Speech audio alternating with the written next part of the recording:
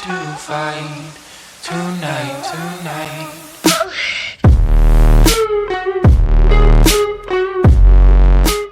Olá, muito prazer, sejam muito bem-vindos. Esse é o podcast Prazer Tem um 40 Mais. E hoje, no mês de outubro, onde a gente comemora, né, o Outubro Rosa, a gente traz para essa mesa uma convidada muito especial, a doutora Fernanda Maria Marinho, mastologista, que vai nos ajudar a falar sobre prevenção do câncer de mama, sexualidade, mulheres que trataram um câncer de mama. Seja muito bem-vinda, Fernanda, muito bom ter você aqui. Obrigada, agradeço né? o convite. Então a gente está muito feliz de ter você aqui. E aí a gente vai começar a falar dessa coisa de Outubro Rosa, e quando a gente começou a falar disso, né, que a gente anunciou que você viria aqui, são umas perguntas assim, a gente vai falar de câncer de mama, de sexualidade de câncer de mama, o que as pessoas começam a perguntar? Terapia de reposição hormonal gera ou não câncer de mama? Eu sei que para vocês que são ginecologistas é um lugar comum, mas eu queria que você desse um esclarecimento sobre isso, porque é sempre a pergunta que vem. A gente espera outras perguntas, mas as pessoas estão querendo saber disso. Sim, na verdade, a gente tem muitos fatores de risco para câncer de mama. E a reposição hormonal prolongada, ela é só mais um. E o impacto dela na saúde feminina acaba sendo mais importante positivamente, ou seja, no sentido de trazer benefício, do que no sentido do risco do câncer de mama. O que é importante sempre pesar quando a gente vai propor uma terapia de reposição hormonal para uma mulher que está entrando no climatério e tem muita sintomatologia, é você entender os outros fatores de risco dela. Para você saber se a reposição hormonal vai elevar muito o risco dessa mulher desenvolver câncer de mama, para ela poder ter benefício da reposição hormonal se a gente moderar os outros fatores de risco para o câncer. E quais seriam esses fatores de riscos? Então, a gente tem somente 15% dos casos de câncer de mama com história genética diagnosticada. 85% dos cânceres de mama estão relacionados a fatores de risco modificáveis. Sobrepeso e obesidade, né, naturalmente, resistência insulínica e diabetes, consumo de alimentos industrializados, consumo de bebida alcoólica, tabagismo, sedentarismo, são os principais fatores de risco modificáveis que a gente tem na população geral. O problema é que todo mundo só olha para a reposição e não quer mudar os outros fatores, não quer correr atrás das outras coisas. Mas a gente sabe que o impacto do sobrepeso e do sedentarismo, do aumento da resistência insulínica, da criação de um ambiente absolutamente inflamatório, em que o teu organismo não vai conseguir se defender dessas células que estão tentando se multiplicar, é o pior dos cenários para você poder desenvolver um câncer. E é interessante sempre falar sobre isso, né? Sobre esse impacto, porque a gente está falando sobre mulheres climatéricas e na menopausa. Mas só que a gente tem que correr atrás disso lá atrás, né? Sim, gente. Mas não é o que acontece. Não. Eu conheço pessoas que são sedentárias a vida toda e agora, com 50 anos, querem entrar no CrossFit. E a gente tem que educar essas pessoas que é lá atrás que a gente começa a se cuidar, né? Olhar pra gente, né? Você com 20, você com 25, você com 18 anos, ver sua alimentação, atividade física, né? E isso é uma coisa interessante também, que até mulheres magras, eu percebo muito isso no consultório. Ah, mas eu sou magra. Tudo bem, você tem um fator de risco aí que você não tá, mas você é sedentária. Você é magra, mas você não tem percentual de massa muscular. Se você for fazer uma bioimpedância numa mulher dessa, provavelmente o percentual de gordura tá ali junto da massa muscular. Então isso também é maléfico para o organismo. A ideia de uma boa alimentação, de você construir um corpo para o futuro, eu sempre falo isso. A gente tem que pensar a longo prazo. Eu brinco até que eu tô com 42 agora e quando eu era sedentária, eu era uma pessoa sedentária. Do CrossFit. Eu fiz exercício físico durante as minhas 2 gravidezes, mas depois eu era turista de academia, aquele assim, vou 2 vezes nessa semana, na semana que vem eu vou uma, na outra semana eu não vou, na outra eu não vou, fico um mês sem ir, turista. Tentava fazer, mas não tinha aquela constância. E quando você pega um turista de academia, ele é uma pessoa que até tem uma intenção, mas ele não tá ali seguindo e tentando se movimentar, ele não tá tentando colocar aquilo dentro da vida dele como rotina, né? Então, quando você pensa em longevidade e você pensa, né? Eu brinco no meu caso, eu falava, eu preciso fazer uma poupança para quando chegar o climatério eu tá ok para poder fazer reposição hormonal sem medo. Porque a ideia é essa, né? Você tem que se preparar para uma fase que você sabe que vai chegar. que é a fase da mudança hormonal. Então, se a gente tem essa informação hoje em dia, o que a gente mais tem é informação, por que não você começar um estilo de vida diferente quando você tá ali na faixa dos 20 e dos 30, né? E investir num corpo mais saudável para aquele momento que você sabe que vai ter sintoma. Exatamente. Então tem essa questão da relação familiar, né, que você estava falando, eu estava contando para você ali, né, que a minha mãe teve câncer de mama no passado e eu faço terapia de reposição hormonal. E ela teve um câncer genético, né, que é tal do triplo negativo, eu não entendo muito bem dessas diferenças, não. Fiz lá o teste genético, não tenho as mutações e faço. E quando eu falo isso, às vezes as pessoas, mas você faz, né, esse estranhamento, mas você faz reposição, sua mãe teve câncer de mama e tal. Então, tem esses fatores, como você disse, só 15% das pessoas têm histórico familiar, mas o estilo de vida é o principal fator, o estilo de vida destrutivo, né, é o principal fator para a incidência da doença. E se você parar pra pensar, a gente passou a vida inteira, eu, tá? Eu sempre trago pra mim porque é verdade. Passei a vida inteira comendo porcaria. É porque a gente, na minha infância, tomava-se refrigerante, açúcar, biscoitos, fandangos. Meu irmão trazia pra mim aquele pacote de biscoito fofura. Era Aquele isopor, aquele isopor. Com corante, gente. Então, assim, a gente vem se intoxicando há muitos anos. Agora, hoje em dia, eu tento ter uma alimentação melhor. Hoje até escorreguei, acabei de comer num fast food vindo pra cá. Mas eu tento ter uma alimentação super equilibrada. Só que você passou a vida inteira se intoxicando.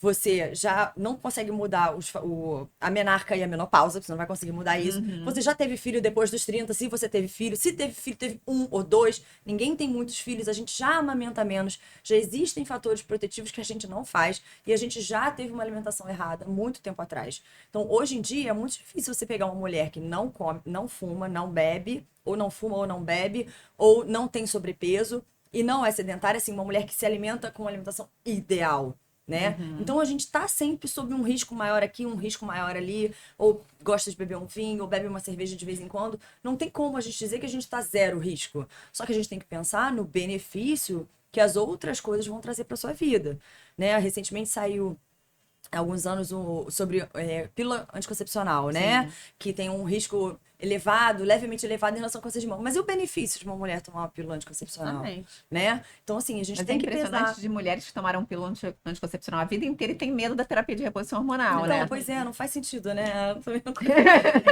Né? Então, mas como isso aqui às vezes é feito para leigo, assim, qual a diferença, por exemplo, de uma pílula anticoncepcional, só para quem é leigo, né? A gente sabe mais ou menos aqui. A diferença de uma pílula anticoncepcional e de uma terapia de reposição Na hormonal. verdade, é a fase que você tá usando, né? O objetivo da dosagem. Sim. E a dosagem hormonal que você vai usar. É basicamente isso. Sim, Né? entendi. Essa é a diferença. Outra coisa que eu estava olhando na sua rede social, você fez uma campanha de mande para 10 mulheres que você ama e tal. Eu falei, vou copiar a Fernanda, fiz e mandei para várias pessoas, assim, né? Fiz lá um post, mandei e algumas pessoas me responderam assim, fiz ressonância. E aí, eu vi uma postagem sua dizendo que ressonância não substitui mamografia. Para mim, que sou leiga, queria entender, né? Qual é a diferença da ressonância da mamografia para, né, rastreamento de câncer de mama? Gente, as pessoas olham a mamografia assim, um exame arcaico, né? É uma chapa, vem uma chapa de raio-x. Ressonância é aquele aparelho lindo, tem contraste, demora, faz barulho. Deve ser melhor, né? E a ressonância, assim, o exame é mais demorado, ele é mais desconfortável, mas as pessoas têm medo da compressão da mama na mamografia. A mamografia é o único exame capaz de detectar o câncer de mama na sua fase mais inicial de apresentação, sob a forma de microcalcificações. Então, a nossa mama, conforme a gente vai envelhecendo, ela acumula cálcio em alguns pontos, isso é normal. Só que existem algumas calcificações que aparecem no exame de mamografia que são o câncer de mama lá inicial, curável, que não dá metástase. Só a mamografia mostra. Os estudos mostram, né, comparativos de mamografia, ressonância e ultrassom, mostram que às vezes a gente tem uma mama cheia de carcinoma inicial, de câncer inicial, que a ressonância tá zerada. Não pegou. E não pega mesmo. A gente até, quando está fazendo preparatório para cirurgia, a gente cai diante desse cenário. Os métodos de imagem para mama, eles são diferentes, mas eles são complementares. Mas o único exame que a gente não pode abrir mão é a mamografia. Ele é o principal. A partir da mamografia, a médica vai olhar e vai falar assim, bom, eu acho que você merece fazer uma ultra. Eu acho que você merece fazer um complemento da mamografia. Vamos tirar mais uma foto só desse pedaço aqui da sua mama. Eu acho que você vai se beneficiar de uma ressonância. Existem indicações dos outros exames, mas nunca ultrassom e ressonância, a partir dos 40 anos, podem substituir mamografia, nem para quem tem prótese. Os exames eles vão ser complementares. A mamografia é capaz de pegar o câncer mais curável. Entendi. Não tem como abrir mão, entendeu? Não tem como. Então, a gente já falou de alguns mitos aqui, a terapia de reposição hormonal, o uso da ressonância e tal. Quais outros, você lembra de mais algum outro mito aí? Ai, Que gente, ó, fala, sei lá, 2, 3 então mitos vamos lá. que causam câncer de mama que você ouve aí. Batida, trauma, né? Que a pessoa bateu, ou levou uma mordida de cachorro, a criança mordeu o peito, causou câncer. Não dá, tá? Não é verdade, Mito. é um mito total. Sutiã apertado, sutiã de ar, usar sutiã, não usar sutiã, completo mito. Esse é o mais clássico de todos, o desodorante. E desodorante antitranspirante, desodorante com alumínio. Tem estudo, tá? O pessoal parou, gastou dinheiro para provar que desodorante não causa câncer de mama. São associações, assim, muito frequentes. Radiação de celular, radiação de micro-ondas, tudo é mito. São muitos mitos relacionados ao câncer. Mas eu acho que os mitos mais importantes relacionados ao câncer é que quem tem câncer de mama sempre vai morrer da doença. Isso é um grandíssimo mito. E que as pessoas que têm câncer de mama necessariamente vão fazer quimioterapia e vão perder a mama. E graças a Deus isso não é real. Né? Minha mãe acabou de fazer e tá com a mama Exatamente. A gente tem hoje um arsenal muito grande de tratamentos e medicações e a qualidade de vida das pessoas fica muito boa depois da doença. Obviamente não é fácil, né? É um período de muitas adaptações. Às vezes a gente antecipa a menopausa, muda muito a vida da mulher, não é nenhum passeio no parque. Não estamos romantizando Não é a um passeio doença. no parque, exatamente, mas é possível ter um câncer de mama, passar pelo tratamento e depois viver sua vida. Acho que esse é o maior mito, né? Que a vida acabou quando chegou a doença. Outra coisa também tem idade para o câncer de mama? Como é que é no seu consultório aí? Então, eu acho que assim, eu tenho uma amostra um pouco enviesada. Exatamente, eu falei isso pra E ela. assim, o meu consultório, já há muitos anos, eu acho que pela minha própria postura, eu tenho recebido muitas mulheres muito jovens, né? Eu gosto muito, sempre gostei muito de tratar as mulheres muito jovens, da minha idade, mais novas do que eu. Então eu tenho muitas, assim, 29, 30, 32, 33, 32, 37, né? É assim, já operei menores de 20 anos, então, enfim, tem. Mas a faixa etária é acima dos 50, a grande maioria. Tá? Mas assim, tá descendo muito, tá? É isso, Tem um aumento eu da comentei incidência com muito ela grande. isso. Eu trabalho num lugar, eu faço a parte de gineco-oncologia, então eu faço a fila de mastologia. E eu tive um baque muito grande quando eu comecei a fazer essa fila, porque eu não consigo olhar a gente não vê, a gente vê só um laudo, né? A gente não tá vendo aquela mulher. Mas automaticamente, quando bate numa idade, eu fico imaginando a história de vida daquela pessoa. Eu falo, caramba, 30 anos, será que ela já foi mãe? Será que ela tem um filho pequeno? Então, assim, eu falei, Camila, impressionante como, eu não sei se é uma amostra enviesada, mas nessa fila eu já tenho visto Não muita mais. gente de Desceu. 30, 35 Desceu. anos, É um sabe? fato. As publicações estão aumentando, é um fato. Tá? A gente está tendo câncer de mama em mulheres muito mais jovens. E aí Pois a gente é. vai botar o peso em todos os fatores de risco que a gente acompanha. Pois é. Que tem relacionados ao estilo de vida, Exato. né? Na verdade, a gente está associando até a poluição do ar, né, hoje em dia. Sim. Inclusive. Entendi. Né? Tem outra coisa que eu queria que você falasse também. Tem muitas pessoas que falam assim: a pessoa estava triste, teve uma depressão, fez um câncer. Sabe essas Gente, coisas isso- assim? Né? Eu estou Vamos lá, vamos fazer uma linha de raciocínio aqui. Você acha que uma pessoa que está muito triste, que acabou de sofrer um baque muito grande, uma separação, a morte de alguém querido, que ela está se cuidando bem? Não, claro que não. Né? O que acontece quando a gente não se cuida? A gente não se cuida bem, não é por uma semana, a gente não se cuida bem por um tempo, É né? no processo, né, de doença. Exatamente. Se a gente não se cuida bem, a gente acaba adoecendo de várias coisas. Nosso sistema imunológico não está conseguindo funcionar. Não existe comprovação na literatura de que doença, tristeza, mágoa, aborrecimento causem câncer, porque aí você pega, assim, uma situação que eu sempre gosto de trazer. A mulher foi traída pelo marido. Sim. E aí ela teve um câncer. Pô, a culpa é do cara, então, né? Ou é dela que não soube perdoar. Então, assim, além da pessoa ter câncer, ela ainda está sendo culpabilizada porque ela não perdoou, porque ela não foi compreensiva o E suficiente. aquela mágoa criou um tumor. Exatamente, assim, entendeu? Eu acho que quando a gente traz a tristeza, lógico, a gente tem muitos estudos associando a tristeza e tal, mas quando a gente traz ela como relação causal, é muito complicado, porque Pode ser um fator associado, não necessariamente mulher- causa ou efeito. mulher já nasce com culpa. Tá? Então, se a gente coloca mais isso, ela vai sempre achar que é porque ela não se recuperou de tal evento na infância que um dia ela desenvolveu um câncer. A gente não tem nada comprovado sobre isso e eu tento sempre deixar isso muito claro para elas, porque senão elas sempre trazem, é porque eu cuidei da minha mãe que estava doente, e aí eu agora estou com câncer. O que não dizer para uma mulher que tem Ai, com gente, eu câncer de tenho uma mama? lista. Agora. O básico, eu adoro. Isso é muito legal, assim, porque elas me contam as coisas que elas escutam, né? E aí eu sempre anoto, eu falo, não, essa tem que entrar pra minha lista. Mas tem, assim, o clássico o cabelo cresce, né? O cabelo cresce. É só cabelo. É só cabelo, né? Aquele olhar, assim, que a pessoa fala com a outra olhando Eu pra olhando mama pra pra ver mama. se ficou diferente. Tem outro também que a pessoa fala assim, aproveita e coloca logo uma prótese, faz logo uma plástica, associando um ganho secundário estético a uma situação que a pessoa está ali desesperada, Sim. com medo de morrer. É isso. E aí a pessoa Uhum. traz um ganho estético. Que mais? Essa da culpa. Isso é porque você é muito rancorosa. Aproveita para aprender a ser melhor em tal aspecto da sua vida. E não necessariamente uma pessoa que teve câncer de mama vai ficar melhor depois da doença, Não, né? Às vezes exato. tem essa E aí coisa. as pessoas trazem assim. Aproveita essa. Você tem uma missão. A pessoa não quer ter missão. não. Entendeu? Ela queria viver. Ela não quer ser exemplo. Por que ela que não foi quer comigo, não foi com o vizinho? Exato. Olha, eu já tanto ouvi que- uma pessoa falar que escutou assim: aproveita bem sua vida, que você não sabe quanto tempo você tem.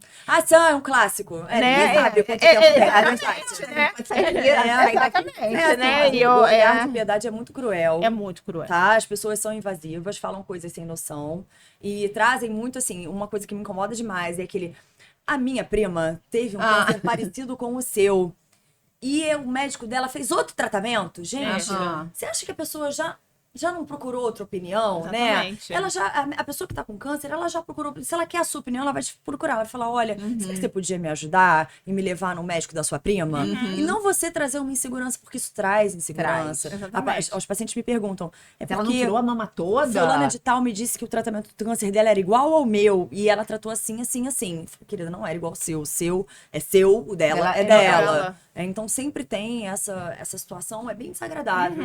As pessoas sofrem muito por isso e muita gente não conta que tá com câncer por conta disso.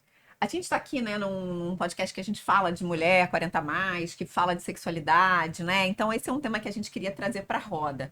A começar pela, né? Então, somos mulheres e tal, e tem a perda de cabelo, às vezes a retirada da mama, as cicatrizes, às vezes a mama danificada. Como é que você percebe que fica essa relação com o corpo dessas mulheres que estão passando por esse processo, ou já passaram por esse processo?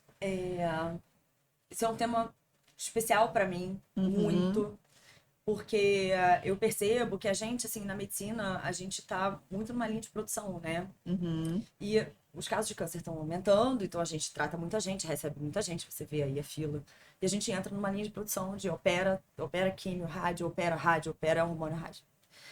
Só que o órgão que tá doente é o órgão que primeiro representou a feminilidade da maioria delas. Eu costumo dizer que quando a gente menstrua, ninguém fica sabendo. Você tá na escola, ninguém fica sabendo que você menstruou, que você cresceu. Mas a mama todo mundo vê. Você começa a botar um top, Bota né? um Você começa a ter um botãozinho, volume, né? né? Aí você tem a coragem de botar um decote, porque tem aquele volume. Você passa a se ver mulher pelo corpo. E a primeira alteração que a gente destaca é a mama. Ninguém tá sabendo que você já está menstruando, já, né? Já tem ali o ciclo reprodutivo. Então, é uma mágoa, né? Uma mágoa no sentido de um trauma, de um defeito, de um problema que está acontecendo no seu primeiro símbolo feminino. Da sua identidade feminina, Da que sua marcou a sua identidade identidade feminina. feminina. E isso é muito complexo, porque a maioria dessas mulheres, né, que já tem entre 40 e 50 anos, ela teve ao longo da vida foi trazendo outras coisas para sua identidade feminina.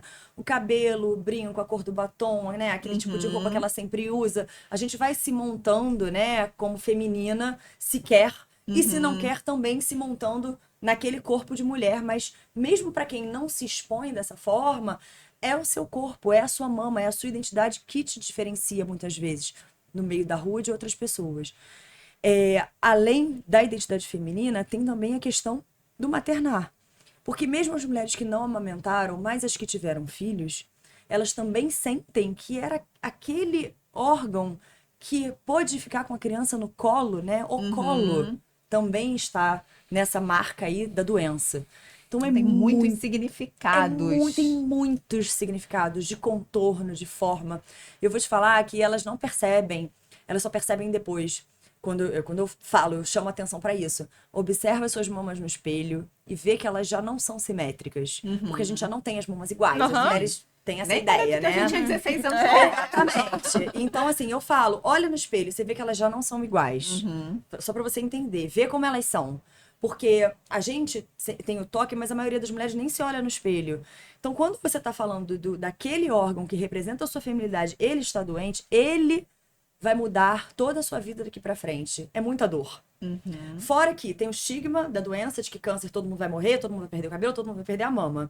Existe esse estigma que vem sendo arrastado há muitos anos e que agora a gente está começando a mudar, né? É a questão toda enfim, da sexualidade, mas eu acho que essa dor de ter o órgão feminino doente, ela é muito impactante para a mulher. E a partir daí é que a gente vai desdobrar para ela conseguir voltar a ter essa representação da feminilidade.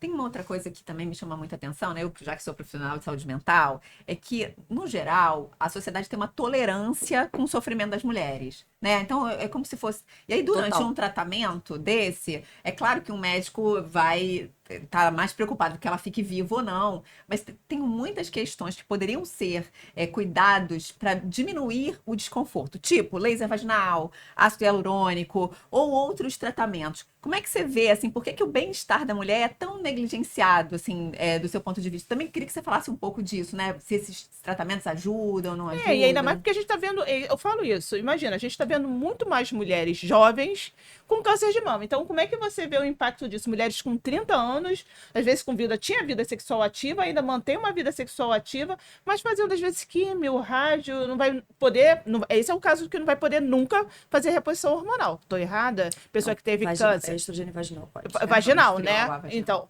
e aí como fica essa vida? Mas esses cuidados, assim, durante o processo ou depois do processo, por que é tão negligenciado isso, Então, né? isso sempre me incomodou muito, né? Eu venho de uma formação do SUS, eu fiz residência no hospital, fiz gineco no hospital municipal, depois eu fui fazer residência de mastro no INCA, depois eu trabalhei 6 anos no Hospital Federal. O discurso era um discurso assim, é assim mesmo, não tem o que fazer. Em relação a quase tudo de sequela cirúrgica e de sequelas químicas do tratamento. E era um discurso também de, pelo menos, você tá viva. E, cara, aquilo me incomodava demais. Sim. E desde então, eu venho buscando essa, assim, por conta própria, essa tentativa na melhora a qualidade de vida, sabe? Né? Nas cirurgias menos invasivas, na possibilidade de reconstrução, na questão da sexualidade, porque era assim, tem quem pode reconstruir e quem não pode. Como assim não pode? Não pode por quê? Por que eu não posso botar essa paciente na fila?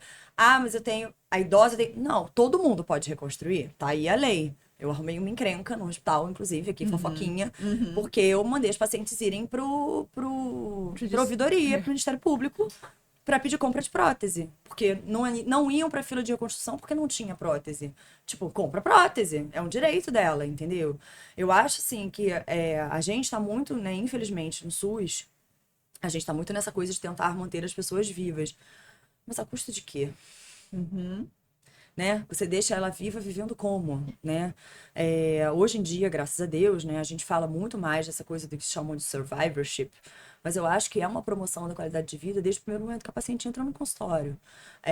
Eu tenho formação de cuidados paliativos por isso, porque cuidados paliativos são uma abordagem da medicina para trazer qualidade de vida para qualquer pessoa com uma doença grave, potencialmente grave, desde o seu diagnóstico. Então, E as quando pessoas entendem cuidado paliativo como se fosse tratamento de pessoa terminal. Exatamente, né? também mas qualquer pessoa com uma condição grave de saúde, seja uma demência, seja um câncer, se você traz os cuidados paliativos desde o começo, o que você traz com cuidado paliativo? Você traz saúde mental, você traz terapias integrativas, você traz fisioterapia, você traz controle de sintoma, controle de dor, reintegração dessa mulher na sociedade, você ajuda essa mulher a ter um retorno da sua vida sexual. Isso tudo é cuidado paliativo. Então, a gente pode promover qualidade de vida para essa mulher desde a primeira consulta com diagnóstico de câncer. Isso é uma questão de compromisso individual. Você não precisa ser paliativista para fazer isso. Sim. Por exemplo, né? É uma questão de você entender que tem o câncer, mas o que eu quero para essa mulher? Eu quero só que ela fique livre da doença? Não, eu quero que ela viva bem, eu quero que ela pegue essa experiência ruim, essa dor, que ela se rasgue, use todas as suas potências para ela viver melhor. Essa é a minha missão, assim, todo dia no consultório, a minha luta, que eu insisto com elas, porque eu quero que elas vivam melhor do que elas viviam antes. E o mais legal, assim, eu tenho um prazer profundo de falar isso, é que elas chegam para mim no consultório e falam: eu não queria falar isso não, mas hoje em dia, depois do câncer, eu vivo muito melhor do que eu vivia antes. E assim, você ter uma mulher que teve câncer de mama, fez quimioterapia, falando isso pra você, né, da experiência dela, de que ela mudou a vida pra melhor, é um ganho, mas a gente precisa criar este cenário, porque o mais fácil é indicar a cirurgia, indicar a quimioterapia e você se abster. O que tem de tratamento que ajuda, né? Você falou de algumas coisas, a gente teve aqui um podcast sobre rejuvenescimento íntimo e que falava do uso do laser, né, para essas mulheres, que ajuda, ou essa questão de usar ácido, ou se tem algum tratamento para o cabelo, sei lá, o que você vê, assim, que faz mais sentido dentro lá das pessoas que você atende, das mulheres que você atende, o que faz mais sentido para elas? O que faz mais sentido é o seu trabalho, psicoterapia, terapia da palavra. Exatamente. O que faz mais sentido, essa mulher, ela precisa trabalhar essa dor da quebra do feminino. Ela precisa se olhar no espelho e se amar de novo. Ela precisa saber do seu valor, além da doença. Ela precisa se recolocar nessa família, porque muitas dessas mulheres são cuidadoras. Sim. E aí, na hora que ela fica doente, ela tem que cuidar dela e ela tem que cuidar de todo o entorno para que ela continue bem. E das emoções de quem está em volta. E das emoções de quem está em volta. Então, assim, sem o trabalho da psicoterapia, é muito mais difícil trazer qualidade de vida para uma mulher com câncer. Porque o que acontece é o seguinte, eu brinco com elas, eu falo, olha só, vamos fazer terapia? Ah, mas eu tô bem, doutor, eu tô assim, já fiquei triste, já chorei, mas eu tô bem, vai ficar tudo bem. Eu falo, olha só, deixa eu te falar uma coisa. Lá na frente, assim, agora tá uma garoa, lá na frente vai chover mais forte. Vai chegar um momento do teu caminho que você vai piorar, que você vai ficar triste, que outras coisas vão acontecer e vão trazer esse gatilho dessa dor da doença agora. Então, tenha a terapia como seu aliado. A terapia é ali uma mão dada com você nesse caminho. Quando a gente tem uma mulher que tá fazendo a sua psicoterapia, que tem um acompanhamento profissional, diante de qualquer dificuldade física numa relação sexual, que ela sinta, por exemplo, sentiu, tá dolorido. Ela tem muito mais poder de virar, ligar pro médico e falar, doutor, olha tá só, doendo. tá doendo, eu quero voltar a ter relação com meu marido, com a minha parceira, não tá legal, eu preciso... Ela consegue fazer isso, porque ela tem o seu lugar. Ela tem o seu domínio das emoções. Eu falei que eu conheci entendeu? você, né? Eu te conheci pela rede social através dos estudos de luto. E as pessoas também têm uma dificuldade de entender que a gente faz lutos, né? Então você faz luto do corpo que você tinha, da mulher que você era, do processo que você tá passando, né? Da perda do seu cabelo. Então é um processo de luto, né? E que o luto é um processo dual em que a gente transita um luto saudável entre a dor, né, e a reconstrução da vida, né? Exato. Esse processo, esse pêndulo entre a dor e a reconstrução da vida. E isso a gente faz lutos durante a vida, não é luto só por morte. Então você vai e volta, você vai e Vai e volta. volta. E Você vai com o volta. processo terapêutico você consegue lidar melhor com essa pendulação de um dia eu tô bem, outro dia eu tô na dor, outro dia eu vou reconstruindo a minha vida, E, né? assim, É um processo eu tenho uma paciente queridíssima que falou assim pra mim, ano passado, no final da quimioterapia dela, ser feliz dá trabalho. Acho que ser triste dá mais, né? É médio, é muito bom. Dentro do cenário do câncer, para você reconstruir a sua vida, te dá trabalho, porque se você não pode fazer reposição hormonal, que ia melhorar vários aspectos, você vai ter que malhar mais, comer, controlar Melhor. mais as calorias, comer melhor. Você vai ter que maneirar ou tirar a bebida alcoólica. Você vai ter que ter alguma assistência de dispositivos ou de cremes para você poder ter uma relação sexual mais tranquila. Você vai precisar ir no ginecologista fazer o laser para você melhorar o ressecamento vaginal. Você vai ter que acessar muitas coisas. Vai te dar trabalho, mas é possível. Né? Assim, você não quer ter trabalho agora? Eu falo, tudo bem. Porque eu acho que uma coisa muito desagradável também que a gente passa, e vocês devem ver também na clínica de vocês, é que eu até brinco que eu nem uso muito rosa, mas eu sempre falo para os pacientes, você não precisa vestir a camisa da vencedora da luta contra o câncer. Não precisa Nossa ser Senhora. a pessoa que luta por isso. Você precisa entender que você vai ficar triste, quer chorar, chora, aí avisa pra família.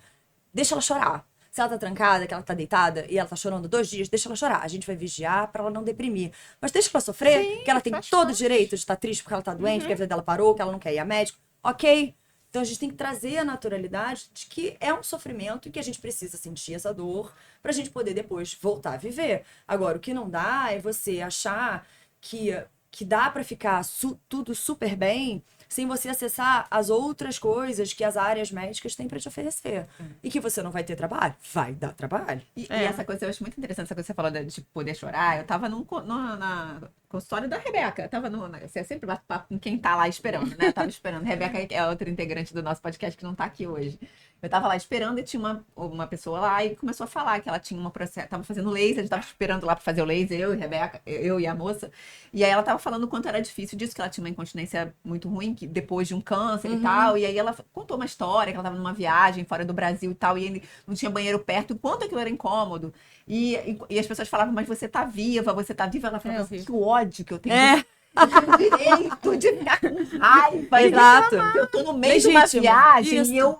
e me urinei porque eu não consegui chegar a tempo no banheiro. Eu tenho muita raiva Exato. disso, né? Mas o que a gente tem que pensar é o seguinte, eu trago muito isso para os pacientes também.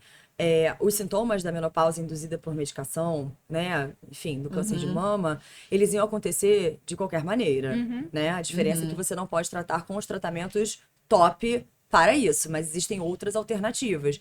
Então, a menopausa, ela é antecipada, né? Essa mulher, ela sofre antes.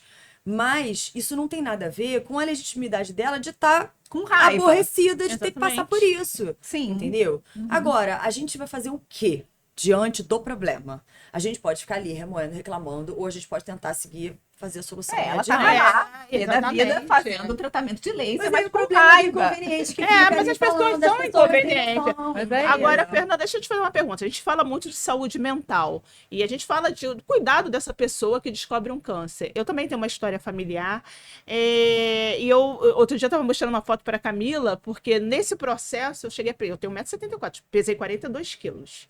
Cheguei a ficar afastada do trabalho por 6 meses porque eu não conseguia entrar em hospital, eu sentia um cheiro horrível. Foi assim uma fase muito desgastante. Só que eu acho interessante como eu fiquei invisível para as pessoas, né? Porque eu lembro que uma vez uma pessoa falou assim, mas você sempre foi magra assim? Um médico me perguntou. E eu falei assim, não, sempre fui magra, mas eu não estava magra normal. Você via todos os meus ossinhos, né? E aí eu penso, como é que a gente pode orientar os acompanhantes, os familiares, para essas pessoas também buscarem ajuda, porque elas também precisam de um O suporte. luto de quem passou, né? No seu Gente, caso, né? A gente não trata assim. Eu sempre falo para o acompanhante entrar no consultório. Eu pergunto para a paciente, você quer que ele entre, que ela entre, né? Que a pessoa entre, a família entre. Tem famílias que entram inteiras, assim, 4, 5 pessoas juntos, sabe? As pessoas têm meu telefone, me ligam, querem conversar e tal. Eu não tô tratando. Eu não tô tratando o câncer, eu tô tratando uma situação naquele contexto. Né? É muito ruim quando a pessoa vem sozinha, e vem, muitas vezes, jovens, idosas, enfim, mulheres que não querem que outras pessoas participem, e aí o meu acesso é muito mais difícil, mas eu preciso observar, e aí vai do meu interesse também, né? De observar a postura daquele acompanhante durante todo aquele processo. Então, eu direciono perguntas para os acompanhantes.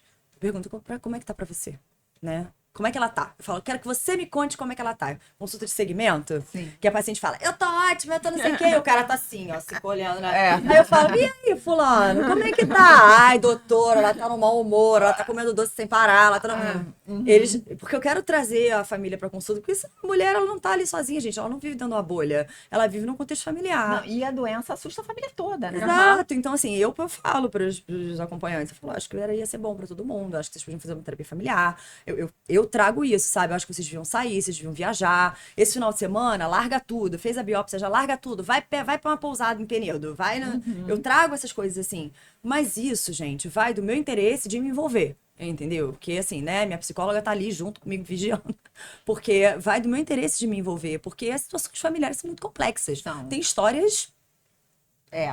De todos vocês sabem, né? As histórias dos mais diversos graus, entendeu? Mas a gente precisa olhar o familiar do paciente com câncer. Isso é fundamental, Porque ele tá ali junto e ele tá sofrendo também. Às vezes ele tá sofrendo mais Sim, do com que a certeza. pessoa, porque as pessoas também se fecham, Também né? para a vida, Eu né? acho que é uma questão da equipe de saúde mesmo, não só a gente. O pessoal do Centro de Infusão de Quimioterapia, as enfermeiras, trazem pra gente muito as situações das famílias, sabe?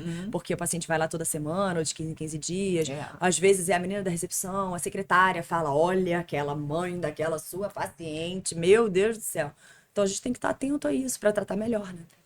E já que vamos falar de sexualidade, então. Vamos. Como que você, com a sua experiência, você acha que as mulheres ficam ligadas nisso, não ficam ligadas nisso? Como é que fica a sexualidade, pelo que você vê, né, no seu consultório dessa mulher? Ela pensa em sexo, não pensa? Como é que é? Eu pergunto, né? E o que você ouve, né? O que você escuta? Não tenho vontade. Não tem vontade. Às vezes a paciente nem tá em quimioterapia ainda, ou não fez quimioterapia, ou não tá fazendo bloqueio hormonal. O diagnóstico, né, por ser um grande problema, ele já afasta essa mulher da vontade do sexo, a grande maioria. Dá um embotamento mesmo Dá um emocional. embotamento, assim. Às vezes elas voltam a viver coisas prazerosas em suas vidas, viagens e trabalho, e etc e tal, e a vida sexual fica de lado. Porque tem diversas questões, mesmo as mulheres que não tiveram modificação na mama, com cicatrizes imperceptíveis, muitas delas têm uma dificuldade muito grande em voltar por medo, porque acha que vai incomodar, porque a cicatriz ainda tá sensível, porque a mama ficou diferente, porque a mama ficou dolorida, tem diversas razões. A maioria delas não tem mais interesse. Aí eu sempre tento buscar, eu falo assim, como é que era antes? Porque às vezes era ruim. Às vezes não tinha, Às né? vezes eu Aí tava botar ali na na ponta do UTI. câncer, adorando botar na Exatamente. Às vezes vem, essa bola, às não. vezes vem uma história ou outra assim de, doutor, então, era ruim, mas agora eu conheci um outro cara, Tá, terminei também com esse. aquele, agora eu conheci um outro, e aí, né, a novidade e tal, assim. Então, são diversas as situações, mas a maioria delas fica com a sexualidade muito reservada, elas mudam as roupas, elas mudam o jeito de se arrumar, elas têm uma tentativa muito mais para fazer acontecer com a parceria, não para agradar, não tô dizendo para agradar, mas para tentar viver a vida que tinham antes. E aí vai muito mais devagar, a relação sexual é mais devagar, as aproximações são mais devagar. E aí eu tento sempre falar, a gente tem que voltar a namorar. A gente tem que voltar a namorar para tentar voltar a ter relação sexual. Você não vai conseguir botar o sutiã vermelho e ir lá. Não vai acontecer desse jeito, né? Aceita isso e vamos tentar construir outro caminho. Mas em contrapartida, tem mulheres que não estão nem aí. São exceção, tá? Sim. E aí falam, olha, tentei ter relação e doeu, me dá alguma coisa que eu não posso ficar assim. E aí a gente vai resolvendo. Mas a grande maioria tem um embotamento, sim, e acabam zerando, diminuindo muito a busca por relação sexual, muito. E como é que é? Você falou, né? Tem muita gente chega no consultório com a família e tal. Como é que é? As parcerias, os maridos chegam, como é que é a parceria do seu ponto de vista? Como é que esses homens que acompanham essas mulheres ou não acompanham? Em relação ao sexo, que você diz, Não, em em relação à relação à doença? doença e ao sexo também, das duas coisas. Queria Então, ter as duas quando curiosidades. eu falo de sexo, gente, que às vezes eu vou falar de sexo com um marido que já tá indo a muitas consultas, né?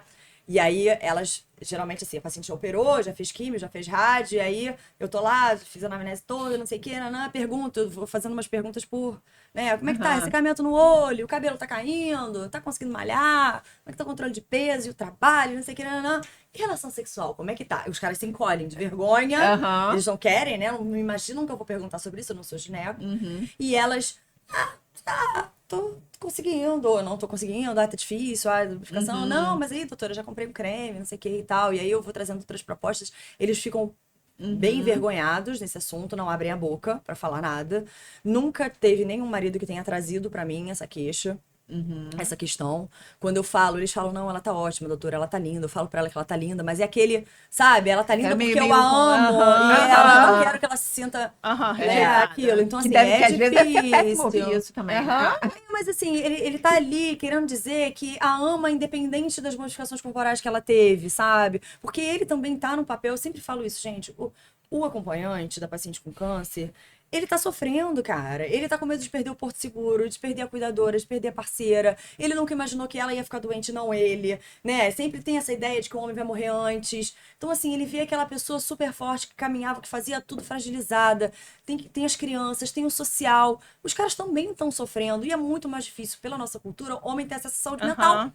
E acesso Entendeu? de buscar, De né? buscar, Fazer né? terapia, De o cara quer que procurar. alguém falar, o cara vai fazer o quê? O cara vai pro jogo do Flamengo à noite. A mulher foi fazer química, o cara vai pro jogo do Flamengo, que é lá que ele grita, não sei o que ele consegue ter saúde mental. Então, assim, e se ele tem um desejo sexual, como é que ele chega nessa mulher que tá cultural, doente? até mesmo, cara, até tem mesmo o próprio desejo inibido, porque tá vendo ali a parceira fragilizada, doente, sabe? Assim, eu tento trazer essas coisas na consulta, não é fácil. A maioria dos meus pacientes, dos meus casos, eu trago a família junto. Eu boto eles junto. Ó, é você que vai olhar, hein? Você que vai vigiar. Vamos lá, preciso de vocês. E aí é legal que os maridos passam a fazer exercício com elas, os que não faziam. Entendeu? Eu achava que os parceiros muito questionavam legal. muito as intervenções cirúrgicas que você fazia. Certo. Tipo, se vai ter que tirar toda a mama ou não tem Eles se como metem tirar só nisso? não se metem. Não. Nada. Eu tinha essa impressão, engraçado. Nada. Eles têm um papel, assim, muito protetor, assim, guardião. Segurança. Segurança, eu até chamo eles de segurança, porque eu chamo de segurança. Protetor e cuidam muito das questões burocráticas, os que cuidam, né? Porque tem uns que não fazem nada. E tem os que Mas- abandonam também. Tem. Eu em clínica privada não tenho essa experiência, não. Tá. No SUS, muito. Clínica privada, não. Estima-se que 70% vão embora, né? A estatística é essa. Mas, assim, às vezes as separações são dentro de casa mesmo. Entendi. Acontece. Entendi. E aí, o que a gente pode fazer para uma pessoa que tá passando por isso, né? Assim, eu já falei assim, o que não fazer, você me falou, né? E eu até tava olhando sua rede social e vi lá uma lista de coisas que você tinha colocado entre a gente. O que fazer, a gente que tá de fora, ou que tá convivendo com isso, com uma pessoa que tá passando por esse processo, né? Como que a gente acolhe, como é que a gente Eu acho que a ajuda? gente tem que olhar pra essa mulher e falar assim, o que você tá precisando? Você quer alguma coisa? Você quer que eu vá com você no exame? Você quer ir no cinema? E trazer a vida comum. Porque a paciente quando tá doente, a pessoa quando tá doente, ela tá afastada da vida comum, né? Das festas, ela tá mais reclusa, ela tá fazendo um monte de tratamento, ela tá correndo pra lá e pra cá. Então, às vezes, ela precisa de ajuda pra, tipo, fazer um mercado. Às vezes, ela precisa de ajuda pra sair daquele cenário de exames. Tipo, e aí? Tô indo fazer um exame. Pô, então vamos pro cinema depois? Tira ela do cenário do câncer, sabe? Leva ela pra almoçar, pra contar os seus problemas. Entendi. Pra falar das suas coisas, entendeu? Pra trazer ela pra vida de antes, sabe? Pra ela saber da fofoca do trabalho, se ela tá Sim. afastada do trabalho. Tem que te contar o que tá acontecendo lá. Tá. Leva ela pra almoçar, Entendi. entendeu? Esse tipo de coisa, porque a Sair vida vai daquele continuar. enredo da doença, né? Porque o enredo da doença, assim, os primeiros meses do diagnóstico, eles são muito cansativos, gente. É um monte de exames, em média 15 exames. Um monte de médico, geneticista, oncologista, radioncologista, nutricionista, um monte de gente que queria ter essa agenda, sabe? A sua agenda de reuniões do trabalho que era um inferno, você fica até... Com saudade. você fala, saudade, nossa, sente falta, entendeu? De almoçar ali no restaurante da esquina. Então a gente tem que tentar trazer essa mulher e se oferecer para ajudar. O problema é que as pessoas fazem perguntas demais. O que foi, o que vai fazer, quem outro médico... Ou faz comentário sobre aparência. Ou faz comentários sobre aparência e tal. Então, assim, hoje até as redes sociais ajudam muito nisso, né? As pessoas estão fazendo encontros pré-químio, né? Com as amigas. Leva pra jogar uma carta, leva pra ir assistir um pagode. A leva gente levou a mamãe pra tomar uma caipirinha e teve um sambinha. E ela Pronto, levou legal. Aí vamos voltar lá depois. Combina pra tomar uma aquela viagem de caipirinha depois. Eu acho assim, Camila, as pessoas podem tentar entender os seus papéis. Eu tive uma amiga com uma questão de mama e ela precisava refazer a mamografia. E aí, esse intervalo, eu falo para as pessoas, às vezes o intervalo de sair o resultado de um exame é uma tortura. A pessoa tá desesperada. Tá desesperada, ela só pensa nisso, né? Imagina você dormir e acordar pensando na mesma coisa. E eu fiquei pensando ali como eu poderia ajudá-la. Aí eu falei com ela, olha, o que eu posso chegar e fazer por você... A médica dela, nesse inteirinho, acabou tendo que viajar. Viajou, ia ficar uns 15 dias fora, então ela estava enlouquecida. Eu falei assim, eu vou tentar ligar para o canal médico e pedir se eles têm um resultado verbal e antecipar. Você gostaria disso? Ela falou assim, eu gostaria disso, porque eu não aguento mais. Eu liguei, e no final... Tava tudo ok, entendeu? Mas assim, se também não tivesse, ok, eu tinha o contato da médica dela. Exato. Mas era o que eu podia, o que ela Sim. queria e me permitia O que fazer, você precisa, né? entendeu? Você tá precisando? Você quer que eu resolva alguma coisa pra você enquanto Exatamente. isso, né? Tem alguma coisa que eu possa fazer? Porque, assim, é isso. A pessoa precisa de ajuda na vida prática, mas eu acho que o social também é importante. Tira a pessoa daquele cenário, vai contar a sua fofoca, vai contar da sua briga com o marido pra ela, entendeu? Porque ela vai parar de pensar na própria doença. Também pode ser que ela fale, não, olha só, não tô com cabeça pra ouvir nada, eu quero ficar aqui quieta. E ok, tá tudo respeita. Respeitar, né? Então a gente dá espaço, mas se coloca disponível. coloca exatamente, e tal, melhor é coisa. isso. Deveria ser sempre assim, né? Pra Não, tudo. pra tudo, né? Essa é a questão, deveria Não, ser sempre eu assim. sempre falo isso. Depois que eu comecei a estudar luto e essas intercorrências, né, de o quanto que é os significados que a gente dá para as nossas perdas, e quando a gente tem que respeitar o direito do outro de ficar irritado, de ficar chateado, de ficar com raiva. Mas a paciente com câncer, ela não tem esse direito público. É. É um saco isso, é uma chatice. Porque assim, você tá viva, você tá ótima, seu adianta. cabelo já cresceu. É. E aí, assim, cara, a mulher não gostou do cabelo que cresceu, sabe? ficou Ela tá esquisito. aqui, ficou esquisito. Aí ficou ótimo seu cabelo curtinho. E a mulher tinha um cabelão, sempre gostou de ter um cabelão. Aí tem Aham. sempre aquele que fica falando que o cabelo é curtinho. Aham. Sim, é isso. A sociedade, ela não tem E a muito... gente tem mais tolerância com isso. Exato. Nossa, muito bom te ouvir. Você tem muita coisa para dizer aqui pra gente. E a gente tá, né, nesse mês que lembra, né, que a gente precisa se cuidar. Se você tivesse que deixar só uma, não, mas quantas você quiser, mensagens para as mulheres ou ou que, não, que passaram por isso, né, ou que estão passando, o que você falaria? E também para quem não passou, o que a gente deve fazer para prevenir, para a gente, né, viver uma vida mais saudável. Uma frase que eu falei para uma paciente uma vez, e ela sempre reposta isso, a gente sempre escreve uma para outra isso, que é bora viver. Uhum. A gente tem que viver, gente.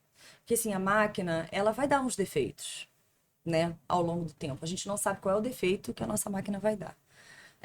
Para quem já teve alguma experiência oncológica, né, você fica sempre pensando, ai meu Deus, será que pode acontecer de novo? Será que eu vou adoecer de novo? É o grande temor das mulheres. Mas hoje em dia, a gente tem pacientes tratando câncer até metastático por anos, com uma ótima qualidade de vida. Tem várias, assim, elas até são muito emblemáticas nas redes sociais, eu sou amiga de algumas delas. Porque você pode viver mesmo com câncer. Você pode ter um câncer e viver uma vida plena depois do câncer, ou você pode ter câncer e viver com ele, tratando o câncer. Porque o importante é a gente viver. A gente tem que tentar viver da melhor maneira possível, com a melhor qualidade possível, entendendo que câncer não é sentença de morte. É uma doença que tem tratamento. Pode ser um tratamento único, pode ser um tratamento que você volte a fazer de novo depois, pode ser um tratamento crônico.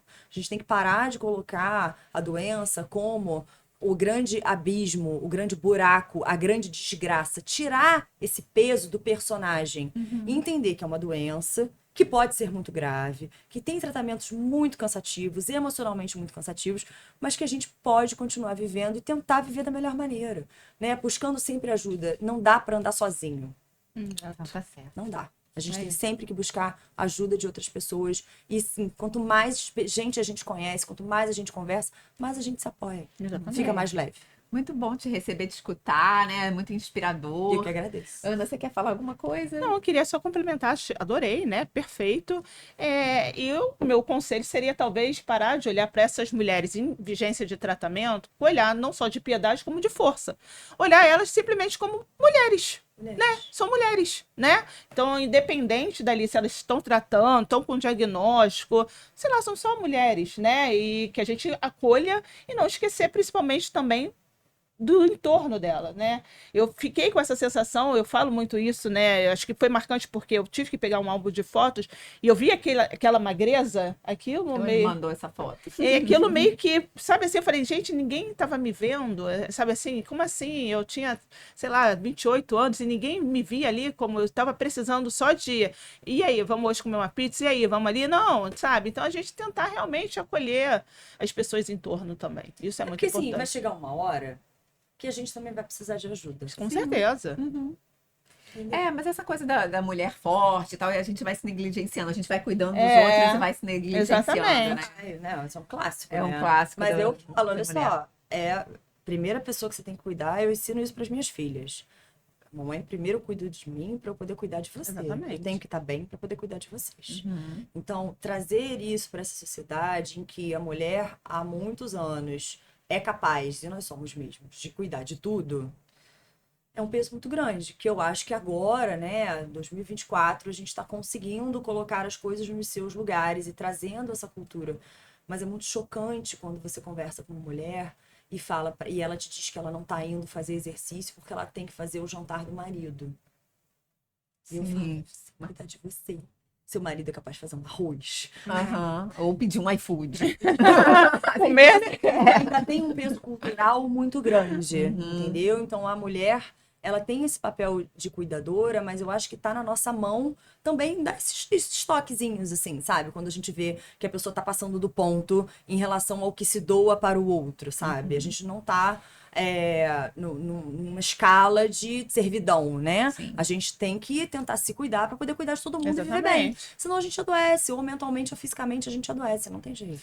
Muito legal, Fernanda. Então, assim, você disse, a gente nesse Outubro Rosa, o que que a gente tem que fazer? Cuidar da gente, cuidar da nossa alimentação, do nosso bem-estar, da nossa saúde física, da nossa saúde mental, do que a gente come, do que a gente consome. Fazer mamografia todo Fazer ano se tiver mais de mamografia. 40 anos. Fazer, Não fazer é ressonância, mamografia. não é ressonância. Não, e quem tem prótese pode fazer fazer mamografia. A mamografia não estoura com a prótese. Ótimo. Tá? Não arrebenta. Muito bom te ouvir falar essas coisas, né? E tá, então, pra gente se cuidar, né? E que a gente possa apoiar outras mulheres nisso. Então, se esse conteúdo aqui foi interessante para você, para alguém que você conheça, compartilhe esse vídeo. Vá lá, siga a doutora Fernanda Maria no Instagram. Qual que é o seu arroba? Vamos falar aqui pro pessoal. DRA.Fernanda Maria.